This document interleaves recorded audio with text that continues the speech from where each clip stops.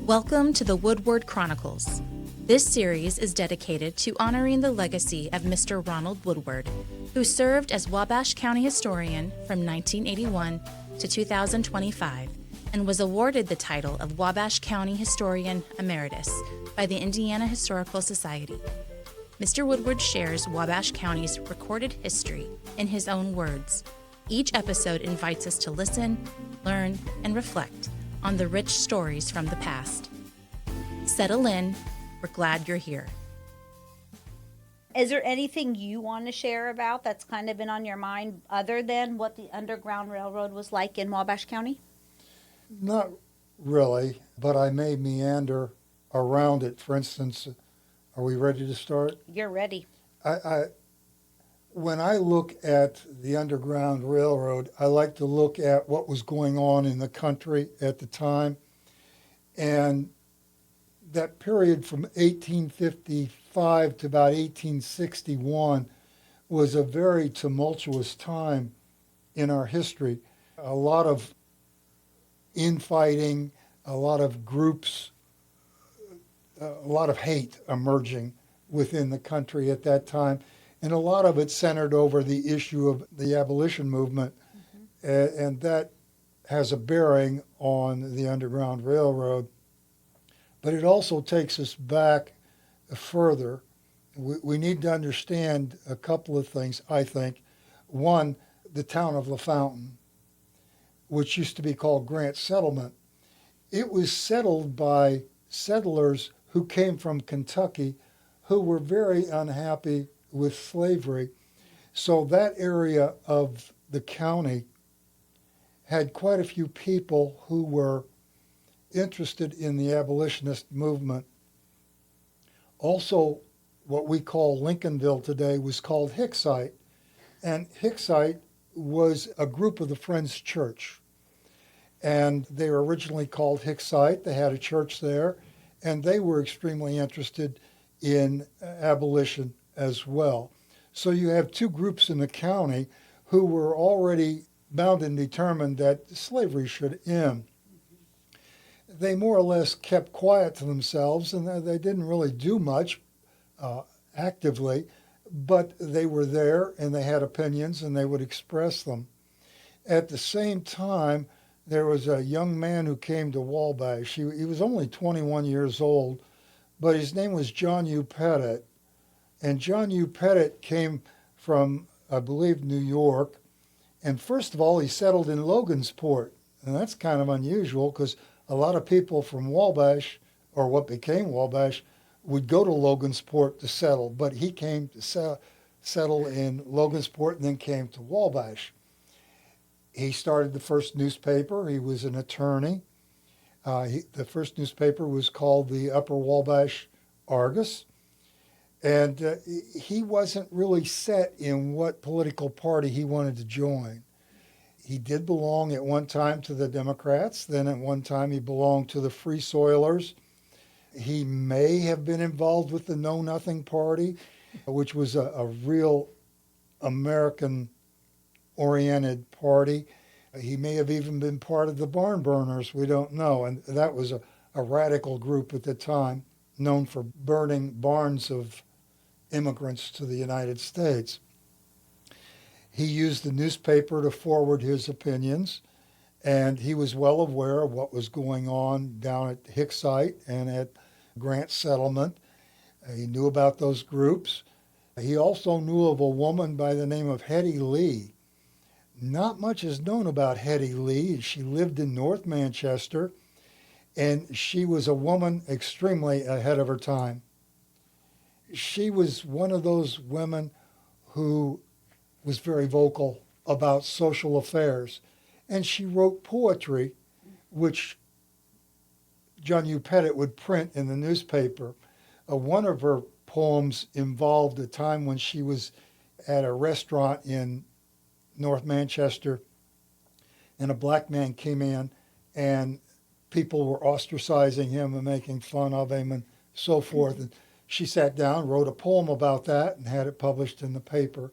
And she dealt with other issues of the day, such as drinking, that kind of thing. And she was one of the very first women to wear an unusual dress called a bloomer.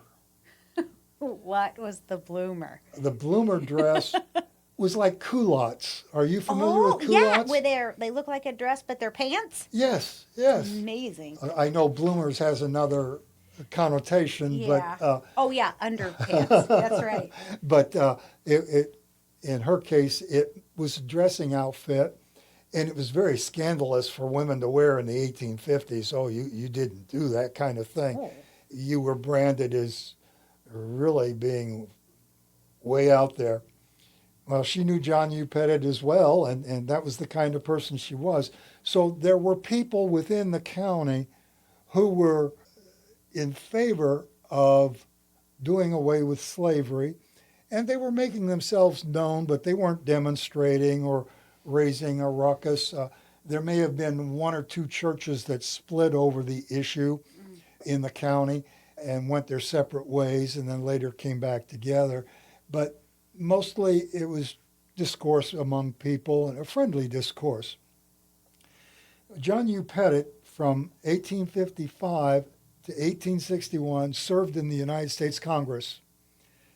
We have had 4 people from Wabash County who have served in the United States Congress while living in this community or born here. Actually, there are several others who moved to other states and represented them, but 4, and all 4 are buried out in Falls Cemetery.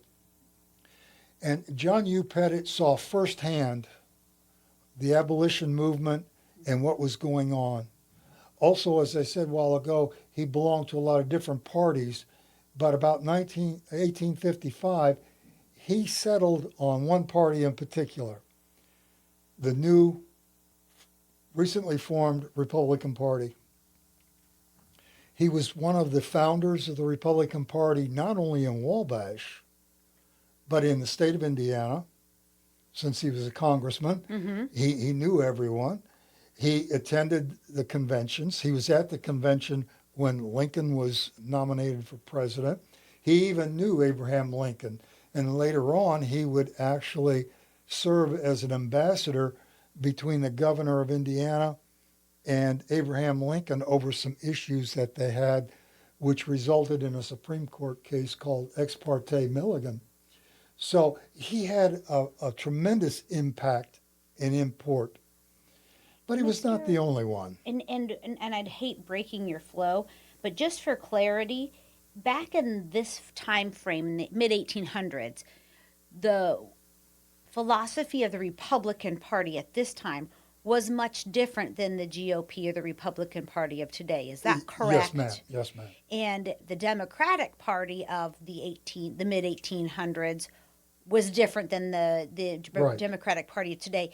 Almost as if some of their philosophies flipped. Does that seem correct? I would agree with you when you look at today's policies. As Yes. a generality, not lumping, but as a generality. I think you're right in interpreting today versus then. They were a different party, had different issues. And would have been more liberal. The Republican Party of the mid-1800s would have been more liberal and in line with some of the abolition Right. sentiments. I think you could say that, yes. Okay, all right. Yes. So you were saying that he wasn't the only one that was starting to think about abolition and the freedom of slaves or the ending of slavery. Right. There were a lot of others. But he was in Congress when the issue of slavery and its spread became a major concern. And in Congress, I mean, even congressmen were going in and fighting each other in the halls of Congress. One even took a cane and whipped the other one severely, putting him in the hospital for quite a while. It was a violent period of time. And there was the Kansas-Nebraska Act, which is Kansas, Nebraska. Are they going to come in as free or slave? And are we going to draw the line and move it from the Missouri Compromise of 1820 to another situation which will allow more states to come in as slave? All these were big issues. And people were beginning, even in Wabash County in the 1858 period, were beginning to see the writing on the wall, if you would have, that it was going to become a major issue. And in fact, it did. The fight over Kansas, Nebraska, there were groups who were sending rifles. They were called Beecher's Bibles, were sending them out to free soilers, to the abolitionists, those who wanted no slavery, giving them rifles to fight. John Brown becomes famous with his attack on an abolitionist community and destroying the town and massacring a lot of people.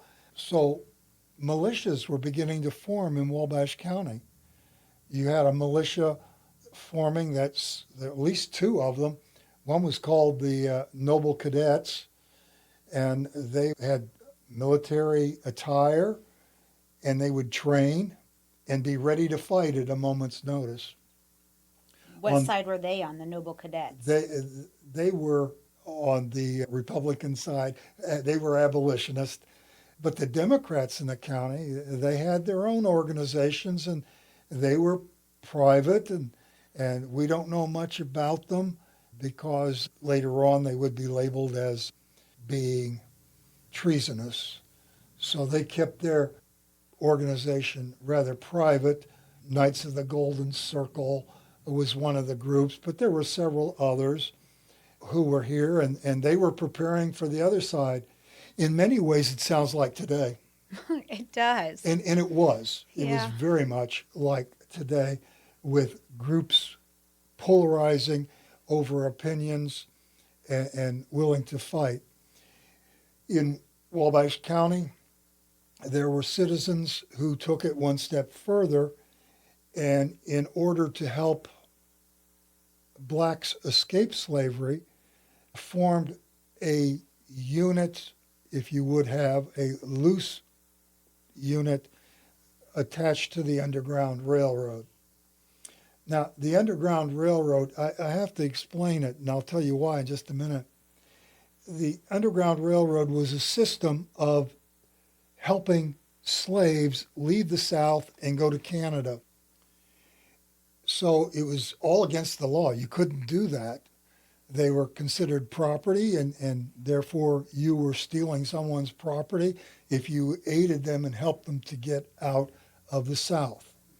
And of course, for us in Indiana, the boundary line was the Ohio River. Kentucky had slavery, Indiana didn't. And a lot of the population of Indiana were not in favor of slavery at all. Many of them had moved out of Kentucky to get away from it, like they had moved to Grant Settlement in Lincolnville. So there were several people who took it on themselves to begin to formulate an underground railroad in Wabash County, all illegally, all against the law. The names that are prominent are McKinney and the Hicksites, McFarland at Lincolnville, Sayer at LeGros, and then a man by the name of Place in between North Manchester and Liberty Mills. The pathway for most slaves coming into Wabash County ran from Jalapa in Grant County up to LaFountain, then to Lincolnville, then through New Holland, Dora to LeGros, and then on up to either North Manchester or Liberty Mills, leaving the county. Most of the people who were transported, and we do not know how many, were transported clandestinely late at night, and McFarland was known for having moved possibly as many as 400 slaves through the county. Wow. That is not the only way that they had an underground railroad. The other system was to follow the Wabash and Erie Canal from the Ohio River up to points along the upper Wabash, and then pick up points on the Underground Railroad and then head north. Wabash was unique and did have some members on the Underground Railroad. In the 1880s, a gentleman by the name of Ferry wrote a letter to the plain dealer talking about his father, who had also been a newspaper editor in Wabash, and explained that late one night, about 1859, 1860, somewhere in that period of time, he was called into the dinner table and told that at a certain time he was to go to bed early. That was very unusual for him. And it stood out in his mind. He was told at 7 o'clock, you will go to bed, you will not get out of your room, you will not do this, you will not do that. What does a kid do when he's told, you can't do this? He did it. He sneaked out of his room and he looked down into the kitchen, and at the time, somebody, a white man, was leading a black man into the table and sitting him down and giving him a meal. Later on, he talked to his dad about it, and his dad said, you've got to keep quiet about this. You don't tell anyone about this. It was a man who was escaping slavery, and we were helping him. And he lived down on Maple Street.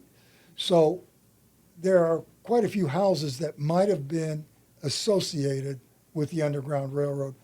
There are also houses that a lot of people want to claim are associated but weren't, because they have an underground passageway or a secret room. Well, a lot of houses had secret rooms. But in Wabash, if they used the Underground Railroad using the canal, it was very easy to get in and out of town without being seen, especially at night, and if you were black. And that was because the Underground Railroad utilized, along the canal bed, we had Commercial Row, all those buildings along Canal Street and on Market Street and on Wabash Street, they had underground walkways that connected all the buildings downtown. And you could walk from the landing, and the landing was right down here at the corner of Canal and Wabash Streets. The landing of the canal. Of the canal. Yeah. And you could enter any of those buildings from the canal side. They had doors that opened from there, and you could go in and stay in the basement, and then you could walk 2-3 blocks around town underground without ever being seen. Now, you can't do that anymore because the state of Indiana, in their infinite wisdom, decided that that Wabash Street wasn't stable enough. So they went in and remodeled and redid the surface just a few years ago, and they filled in most of those tunnels, so you cannot do that. The interesting side story is this. At the time they were doing that, I was county historian, and I was asked to give my permission to do that. And I said, no, you shouldn't do it. And I listed a lot of reasons. And one of them was, one of the reasons is there was an Underground Railroad that may have used those tunnels. And part of the tunnel had a tram in it that ran from Miami Street down to the upper landing. That way, it was just a little tram. It was just a little cart. Yeah. But you could put goods on it and you could carry it. I got a phone call. After I sent that to the state, I also sent a copy to the mayor's office. And I got a phone call from a secretary, and I'm not going to mention any names. Mm-hmm. And she said, Ron, you sure you wanted to send that letter? I said, why? Yes, of course. I wanted to point out we need to document it, and we need to know about it, and we need to preserve part of it. Well, we were sitting here in the mayor's office the other day reading that, and you said that there was an Underground Railroad under there, and we just can't picture a train being under the sidewalk. I just, Well, how do you respond to that? yeah. Ma'am, the Underground Railroad was not a train. Think Harriet Tubman, not the Yes. Wabash Cannonball. It didn't work. They just had a good laugh at my expense, and I thought that was so funny. But that's why I wanted to spend so much time with the Underground Railroad and telling you about it and what its purpose was and how it was used and where it may have been located. Now, there are other stories that relate to it, and particularly the four men who were involved that I mentioned earlier. The gentleman by the name of McFarland, who lived down between Hicksite and LaFountain, as I said before, he is supposed to have, or estimated to have, carried 400 people to freedom. And the way he did it was this. He built a covered wagon, designed it himself, and built it. And under the floorboard, he created an empty space where as many as 8 slaves could lay down underneath the fake bottom. And then he would take a shipment when it would come in, when there would be a group of them from LaFountain, as far as 40 miles north, but most of the time he went just to LeGros or points further north, and he would disguise the wagon as being a nursery wagon. He would go to a local farmer and buy evergreen trees and fruit trees, and he would load up the wagon with these fruit trees and evergreens. And his excuse, if he was ever stopped, was, I'm taking these to sell to people further north. And that would be on top of the slaves. And he managed to do that for quite a while and never get caught. But some of the Democrats who lived in the area had put out the word that they thought that's what he was doing. And other people along the route were becoming suspicious because ever so often here's this guy selling fruit trees coming by, and he's just doing it, it's not just once a year, 4 or 5 times a year, maybe more. What's going on here? So they're becoming suspicious. And people who belong to the secret organizations like the Knights of the Golden Circle, they would begin to question among themselves, and they began to watch. Well, since it was against the law, there were people, I'm going to call them bounty hunters, but they were slave hunters who, that's what they made their living. They would go hunting for slaves and catch them and then take them back and get a reward. And word got to a couple of them, and they became suspicious. So they decided one night when they heard he was going to be moving some fruit trees up the road that they were going to stop him and see what was going on, what was actually going on. Well, he had just left Dora and was nearing LeGros when somebody, a friend of his, overtook him riding a horse and said, they're out after you. They're just a couple of miles behind. So he pulled the wagon over where there was a woods. He unloaded the 8 slaves that were in the bottom of the wagon and had them hide in the woods. And he said, I'm going to go a little further. I'm going to let them catch me, and they're going to find there's nobody here, and then I'll come back and get you. And that's what happened. He rode on further towards LeGros. They stopped him with guns pointed. They drew their guns out and stopped him. We want to know what you're doing, and we want to investigate what you're doing. He said, go right ahead. So they searched the wagon, and they didn't find the false bottom. They found plenty of evergreen trees and fruit trees. And after a few cuss words and a few chastisements of his opinions, and him smiling the whole time, they left him alone and left. After a little bit of time, he went back and picked up the slaves he had let go in the woods and continued on his way until he got them to the next station.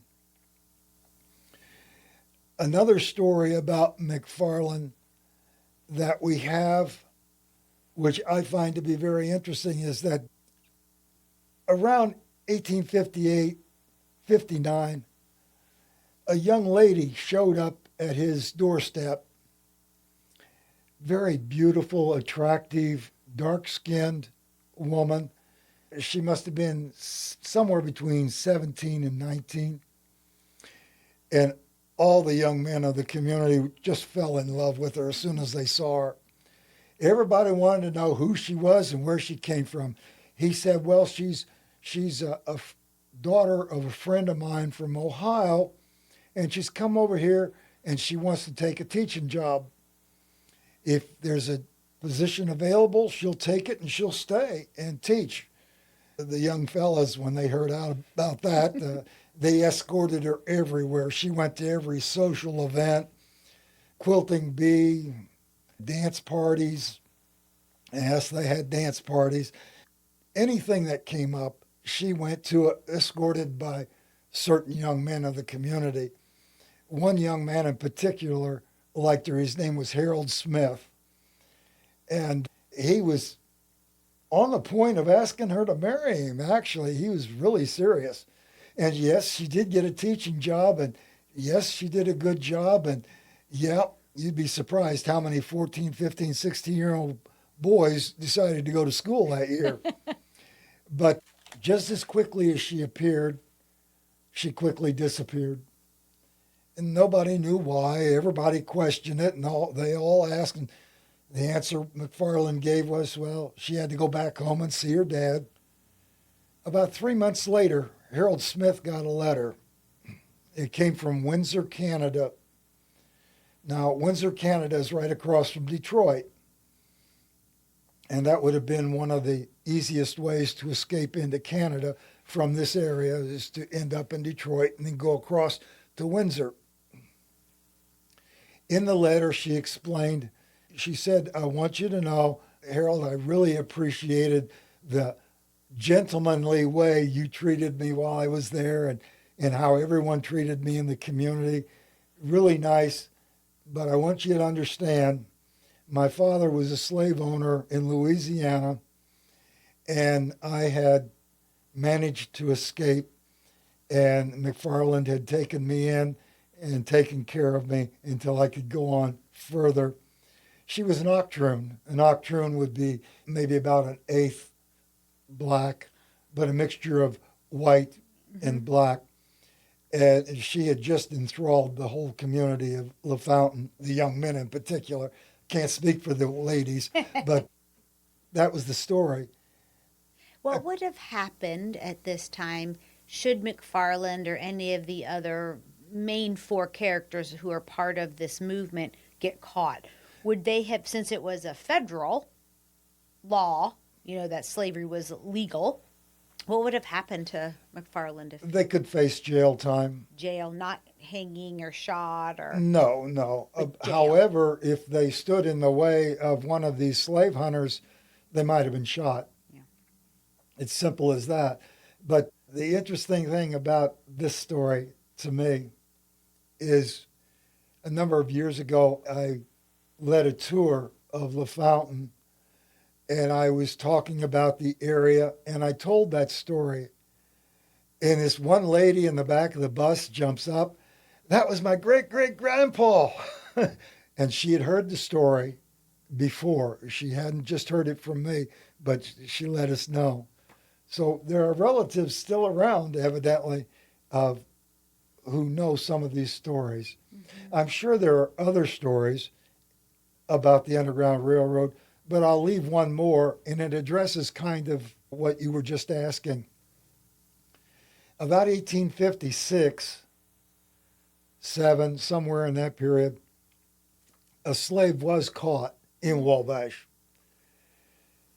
And the slave hunter was taking him back to Kentucky on the Wabash and Erie Canal, on a canal boat. When he reached communities like Wabash, there were groups who met him and kind of booed him and hissed and let him know that they were unhappy that he had been caught and was taking him back. And they did whatever they could to support the black fellow who had been captured.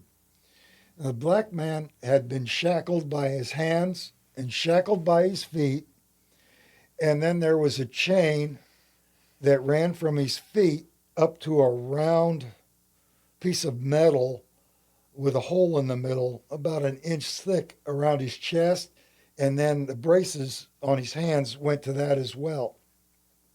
And that he was chained up like that on the canal boat.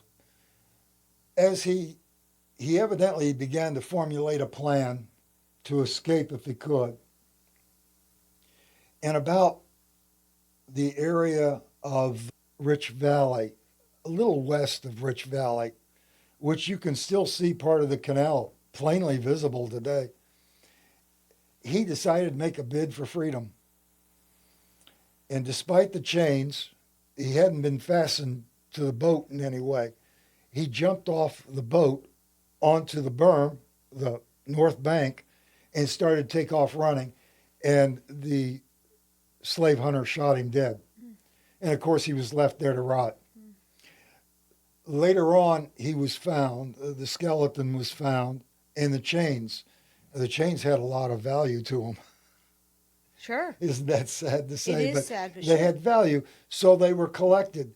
That round ring was kept by the county sheriff, and he used it in the sheriff's building in the jail. He used it in what they called the bullpen, which was a big open room where men could go sit and talk part of the day. And they would be chained to this metal ring that had been used by the slave.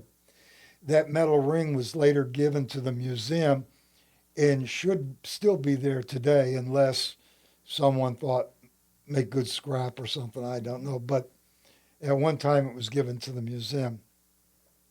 So an escaped slave could be shot and killed, and those who helped him could face jail time. Now in Wabash County, there were a lot of people who would be sympathetic, so you might just face a fine if you were caught. You might face a fine. You might be visited by whitecaps, were people who wore white hoods and would cover their faces with these hoods with a mask, and they would visit you at night, and if you'd done something they didn't like, they'd beat the tar out of you and let you know that you'd done something wrong in their eyes, and you better not do it again. And the Whitecaps are different than the Ku Klux Klan? They were before the Ku Klux Klan. Okay. There was an organization in Wabash called the Knights of the Mystic Shrine that started in the 1850s, and their costume was a white pointed hat and a white mask, and then they would cover themselves with a white sheet. And part of their services were held at the corner of Miami and Canal Streets in a building that is still standing, the second floor of what used to be called the Smalls Grocery, but is now part of the Schlemmer Brothers. No way. Right there on the corner at the top. That's where the Knights of the Mystic Shrine met. And their thing was to do good for people. At Halloween, they would parade through town and they'd leave treats for kids on the doorstep. They would, for poor people, they would raise funds for food or what have you and offer that to them. And this group of whitecaps evidently took some of their customs. But yes, they would have been similar to the Klan of the 1920s. But this is in the 1850s. Mm-hmm. And whitecaps would visit people who say it was a drunkard and he'd beaten his wife and his kids. They'd visit him and beat him and tell him to stop it. And it was a way of not involving the law, but taking the law into your own hands and chastising a person. Like and a vigilante almost. I'm sorry? Like a vigilante. Yes, it was a vigilante group, yeah. And nobody would ever claim to being a member of that. And some of them may have been members of the Mystic Shrine because they wore some of the similar costume. Mm-hmm. But they were here, and they would punish people. So, but in Wabash, there was kind of a different feeling towards the black than you would find elsewhere. As early as 1840, there were blacks living in Wabash. They were free blacks, and there were at least 3 families of them in the 1840 census. And they had menial jobs, or they were farmers, and they stayed to themselves, and they didn't cause anybody any problems, so there was no difficulty. But in Wabash County, the general population wasn't for the black man. Oh, really? No, not really. They tolerated them, and since there were so few, they weren't a problem. But they were kind of ostracized in a way. In 1850, the state of Indiana, in its wisdom, decided that all black people in the state had to register. So there was a register of blacks and mulattoes, and they would have considered a mulatto all the way to 1/8. And they had to register in the courthouse, and in that they had to have a white man who would guarantee their good behavior and, in a sense, post a bond for them. They would have to physically describe themselves: height, weight, thickness of lips, size of nose, all of which indicate a kind of a prejudice. Was that the black resident who had to provide those descriptions, or his white counterpart who was vouching for him? He did. He did. himself did. And the white. Okay. And then it had to be signed by the clerk. That book, to my knowledge, is still in the courthouse. I saw it back in the 1980s, and it may still be there today. And I don't remember its name. Register of Blacks and Mulattoes, I think is what it was called. But they had to register and be known. And that was just the way, that was state law. Now, we didn't have a law like some of the southern counties of Indiana, of where you have to be out of the county by sundown. Sundown laws. We didn't have that, but we did have residents. And actually, the encouragement for blacks to settle in Wabash County came from the beginnings of White's Institute. They hired blacks to work on the farm as early as the founding in the late 1850s. And of course, White's Institute was associated with the Friends Church, which we could understand that. And at the time, it wasn't Indians who were going there. It was children whose parents had died. It was more or less an orphanage before it became an Indian school. But in the 1863, when the Emancipation Proclamation came out from Abraham Lincoln, an Indiana troop wanted to come home. They did not enlist in the Army during the Civil War, for the most part, to support doing away with slavery. That was not their major issue. Now, there were some evidently who did, and many of them stayed after the Emancipation Proclamation, but their main reason for joining was to save the Union. That was why most of the soldiers from Wabash County and Indiana in general joined, was to save the Union. Slavery was a secondary issue. Now, they may have discussed it from one time or another among themselves, but for the most part, there was I guess the best way to put it, there was an ambivalence really about the condition of the black man in the United States. He was tolerated when he was here, but move on if you can, that kind of an attitude. Sorry to say, but that's the way it was. One other interesting side note that I might add at least one escaped slave found refuge in the Meshinga Mesa Indian Reservation and was adopted by the tribe and lived with them. I can't tell you any more about him, but at least one who escaped spent his life in the Meshinga Mesa Reservation, which was, of course, a Miami Indian reservation. However, if you were adopted into the tribe, you could stay with the tribe and stay in the reservation with them.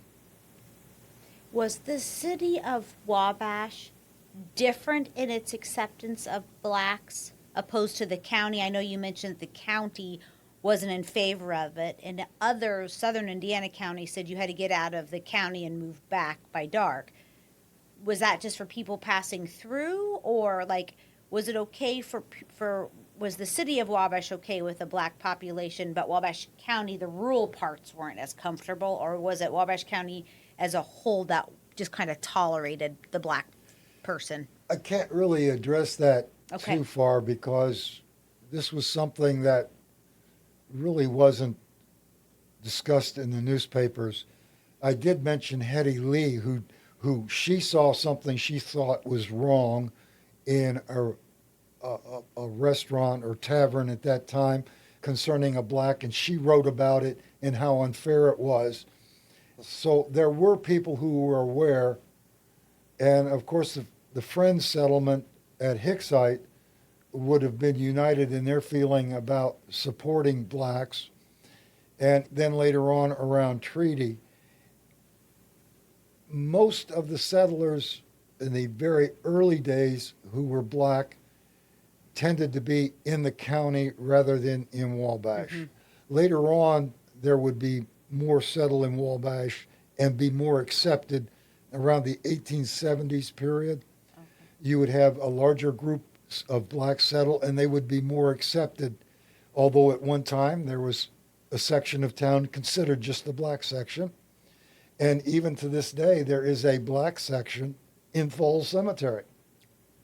Nobody likes to talk about that, but there's a small section back there. That blacks are buried elsewhere in the cemetery, but there is one entire section of Jeffersons and Rickmans and other family members who are strictly black. The last one being buried there was a Lewis just about 10 years ago. Wow. So the family grouping is still there. And no one, like I say, talks much about that. But in the early days, the sundown laws mainly referred to passing through the town in the South. That wasn't so much here, but there. But again, the story I told you about Ferry having a black visitor in his house is an indication of they did it at night, and the family wasn't supposed to know anything about it and not say anything about it. So there was a feeling of, we'll keep quiet about this, we won't talk. But whether that was because of the law or because of feelings or how they actually felt, it's hard to tell. One of the things that maybe it's just in the movies, but history has touted that as people, as slaves were making their escape, there was symbols used to identify homes or places that were safe. Are any of those symbols still visible today? I know you're very respectful of naming specific locations if it's a personal residence, and I get that. But are there some of those old visual symbols that are still something you can still see today? Not that I know of. Okay. Not that I know of at all. I only know of two houses that actually were part of the Underground Railroad. The one on Maple Street, I don't know of any visible signs there to indicate it. The other house is the Indiana house in LeGros. On Old 24, there's this beautiful white house that sits. That's the Sayer house. And that was on the Underground Railroad. And across the street from it was a hotel. And then down the street from it was the Western House, the big hotel, right at the corner of Washington street. I had a note here that a Levi and Catherine Coffin played a crucial role to the freedom, and their home is in Wayne County. Right, down near Richmond. Okay. They, Oh yeah, Levi Coffin. if you had to say there was a head conductor Yeah. on the Ooh. Underground Railroad, it'd be the Coffin family. And from their house, they set up Underground Railroad system that other people were involved with. And of course, they were friends. Mm-hmm. And our part of the Underground Railroad was basically a secondary route. It wasn't the main one. The Coffins had a major one because they were on, I believe it's Highway Indiana 1, which parallels the Ohio-Indiana border coming out of Cincinnati. And a lot of people leaving the South would come up through Cincinnati and then jot over into Indiana and take that as a straight shot up through Fort Wayne on up to Detroit, or take other routes up to Middleton in Ohio. With the history of the Underground Railroad in Wabash County, you've written a multitude of books over the years. Do one of your publications talk about some of this history you covered today? A lot of what I've written on this kind of history was for newsletters for the Historical Society and for the Genealogical Society, and I no longer write for either one of them. So, and the Historical Society no longer publishes theirs. But in one volume, I did publish about 3 pages of stories involving the Underground Railroad, and that would have been called the Wabash Chronicles. Well, Mr. Woodward, that's been 1 hour. Hi, I'm Ron Woodward, and these are the Woodward Chronicles. Thanks for listening. The Woodward Chronicles podcast is made possible by the generous support of the Lisa Gilman Investment Fund, the Sandra Kunkel Trust, Mark and Amy Ford, Paperworks Industries, the Community Foundation of Wabash County, and Visit Wabash County, and is created by Destination Wabash County.